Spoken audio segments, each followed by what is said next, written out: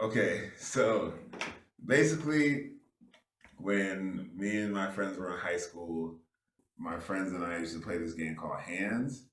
I don't know where the name came from. I don't know like how the game got started, like what the history is of the game. I don't know what even the real actual goal of the game was. Okay. It's like a persisting game. It's a game that you play every day with your friends. It's not like a game that you just play once or twice or whenever you feel like it. It's you're in until you're out. And that's what made this game so interesting.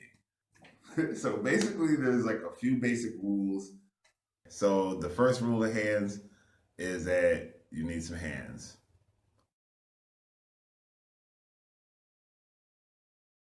preferably human hands, dog paws. Doesn't quite cut it. Sasquatch paw, maybe. Rule one is actually you need to lock into the game. So a person that's already played will lock you in basically by what is essentially a pinky swear. But once you're in, you're in. Now game's on. It's persistent. So how this works is if you ever, anytime you make a mistake, anytime that you mess up, it's just something, some kind of fail. The other players in the game can call hands on you. Then basically you get your hand slapped by the player in the game. Soft slap, a hard slap, it's a slap. All right, now there is a way to block. And so to block, you basically you have to call no hands. And you have to do this before people call hands on you. And it's pretty much for everything. I guess the win is, you not getting your hand slapped. And it just goes on until you leave the game. All right, so basically, if you want to leave the game, you have to get locked out of the game. And depending on who you locked in with, there's some rules like people you play with, like you only lock out with the person that you lock in with. That's the only time you can lock out. But typically, you gotta get locked out by the player of the game. So the same way you locked in, you do like a pinky swear or like a thumb lock, and then you're out. Like you're out of the game.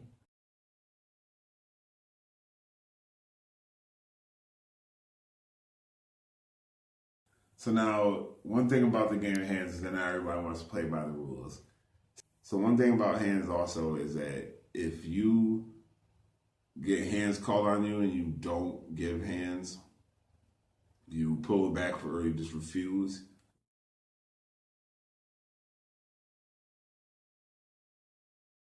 then you are entitled to slaps on the wrist. Along with that, you got the people that want to slap extremely hard. See, for a game with rules, it really plays out a lot of times like it has no rules at all. It's one of those like paradoxical type games. It's weird. I played it for a while and it used to get crazy. I don't know why we play this game, but you constantly have to be aware of who's around, if they're players of the game or not, and what you're doing and saying. You keep you on your toes.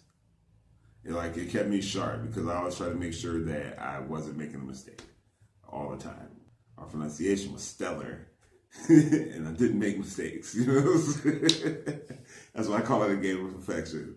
Because there was like this really kind of stupid aspect to it, but I feel like there was something useful gained from it. Since it was a real life dynamic because it was a persistent game. It was interesting.